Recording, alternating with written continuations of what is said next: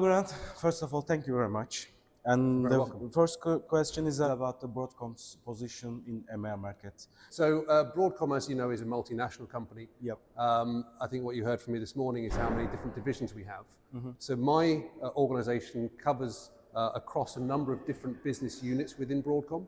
So we actually cover a lot of the enterprise infrastructure, we call it. So that's not to do with the software, but we look after end users and partners across EMEA who look after largely data center and enterprise kind of infrastructure along the lines of servers and storage interconnect. Largely, my organization came from the Brocade acquisition of 2017. So we're focused predominantly on SAN and storage networking. We also talk to customers about their server topology, architecture, and how we need to connect that into their applications and their critical workloads. So EMEA, we have people based in about 22 different countries. Here we are in the beautiful Istanbul, which is my first time here, but my normal working week takes me to Austria next month, America last month. I've been in Paris, I've been in Germany, I've been all over Europe because we have so many important customers spread right the way across Europe, Middle East and Africa. And what innovative solutions are Brocade offering in the industry? We estimate 99.9% of all internet traffic passes at least one Broadcom ASIC.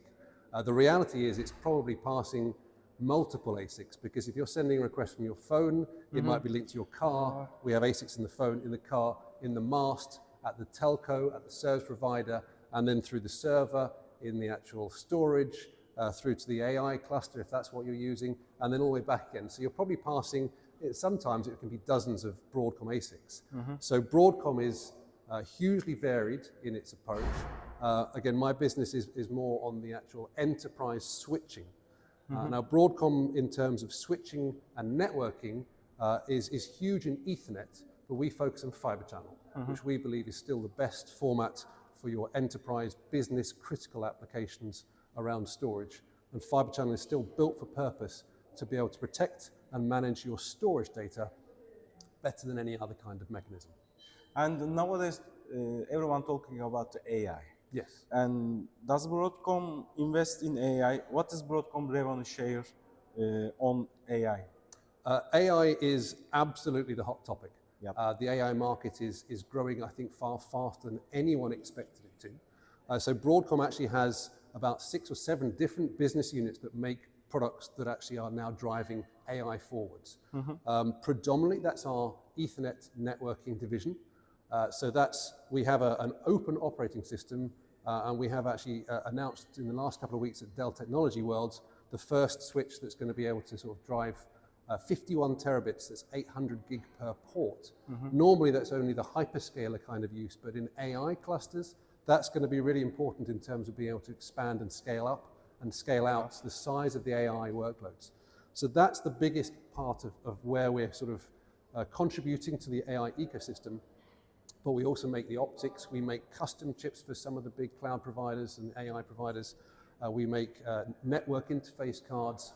And as I said, there's about sort of 6 or 7 different divisions that make products that are being used today and driving forward the capabilities of AI.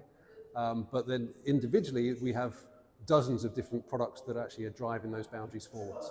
And what we do stress is that AI today is growing hugely, so that where we have customers currently deploying nodes or XPUs or GPUs from NVIDIA in clusters, those clusters are going from the hundreds to the thousands to the tens of thousands to the hundreds of thousands over the next couple of years. So the rate of growth is going to continue to be phenomenal.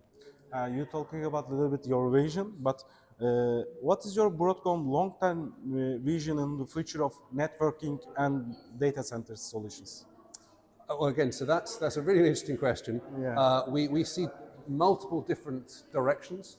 Again, from a storage perspective, in terms of Brocade, we believe firmly that fiber channel will remain the best standard for storage traffic, where you need reliability, you need performance, you need low latency, and you need manageability.